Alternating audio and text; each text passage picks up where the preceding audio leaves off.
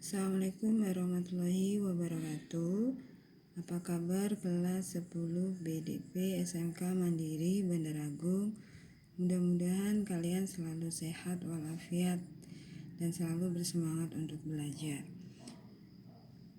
Dalam pertemuan kali ini masih dalam mata pelajaran perencanaan bisnis.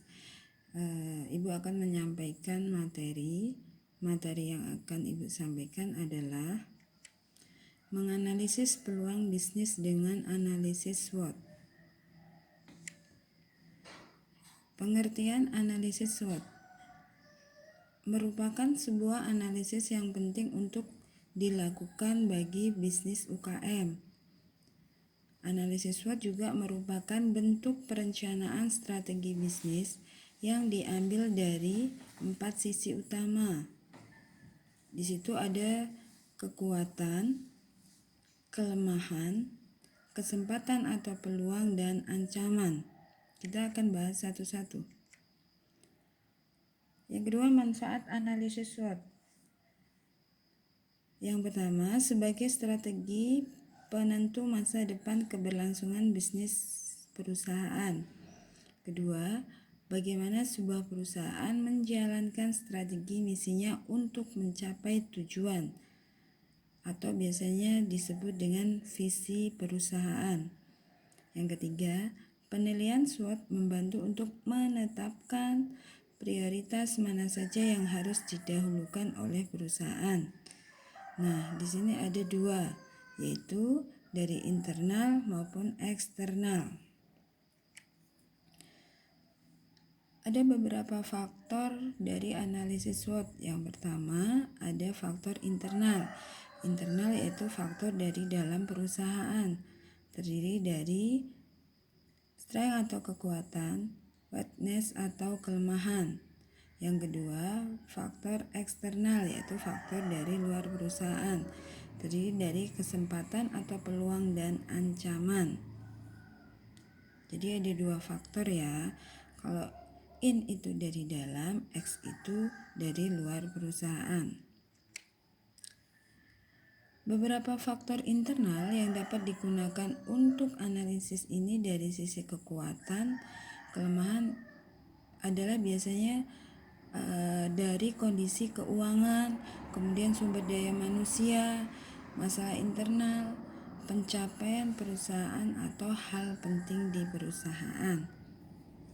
Kemudian faktor eksternal yang dapat digunakan dalam atau disederhanakan menjadi pastel yaitu politik, ekonomi, sosial, teknologi, lingkungan, dan peraturan hukum atau biasa disebut dengan legal atau resmi.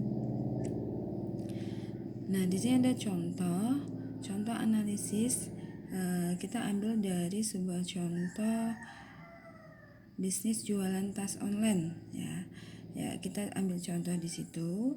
Nah, dari kekuatan kita lihat dari segi kekuatan, yaitu konsep gaya yang ditawarkan adalah kekinian atau update, trendy, artinya masih ngetrend pada saat itu.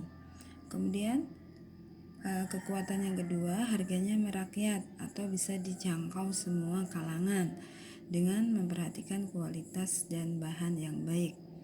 Kemudian ada lokasinya itu mudah dijangkau dan tempat yang nyaman.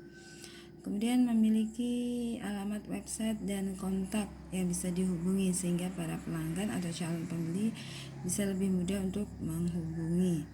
Kemudian terjamin dalam penyampaian barang yang dijual, artinya mempunyai keterjaminan di mana barang tersebut akan sampai kepada pembeli dengan keadaan yang baik tentunya. Nah, yang kedua yaitu adalah faktor kelemahan, di mana di situ juga ada kelemahan, yaitu yang pertama kurangnya kemampuan untuk menyediakan barang atau stok. Jadi barangnya tidak ada stok yang banyak. Kemudian selanjutnya itu modal untuk pengembangan usaha masing-masing kurang. Jadi bisa dikatakan modalnya itu masih sedikit atau muter. Kemudian yang ketiga, masih belum membuat produk tas sendiri sebagai brand unggulan. Artinya produk itu masih diproduksi oleh perusahaan lain, kita hanya sebagai penyalur, sehingga kita belum mempunyai barang atau sebagai brand unggulan toko tersebut. Nah, selanjutnya yang ketiga yaitu dalam opportunity, yaitu kesempatan. Yang pertama, permintaan pasar yang terus-menerus ada, didukung oleh tren tas wanita yang terus berkembang. Yang kedua, masih jarangnya toko tas online yang menyediakan forum untuk saling berbagi satu sama lain. Dan selanjutnya, sosial media sangat membantu dalam pemasaran produk dengan cepat. Apalagi kita tahu ya sekarang sosial media sangat banyak. Yang terakhir atau keempat yaitu ancaman. Nah, ada ancaman di mana setiap toko itu mempunyai ancaman tersendiri, yaitu salah satunya mulai banyak yang menjual tas online yang bermunculan. Kemudian mereka menawarkan dengan harga yang terkadang lebih murah, sehingga itu membuat pembeli kita menjadi berkurang. Selanjutnya, harga dari supplier yang semakin mahal dan peraturan pajak berubah dari pemerintah. Itu merupakan salah satu atau beberapa ancaman. Oke, dari sini kalau ada pertanyaan silahkan langsung di komentar. Kemudian kita lanjutkan tanya jawab di WA. Ibu ucapkan terima kasih. Wabillahi taufiq wal hidayah. Assalamualaikum warahmatullahi wabarakatuh.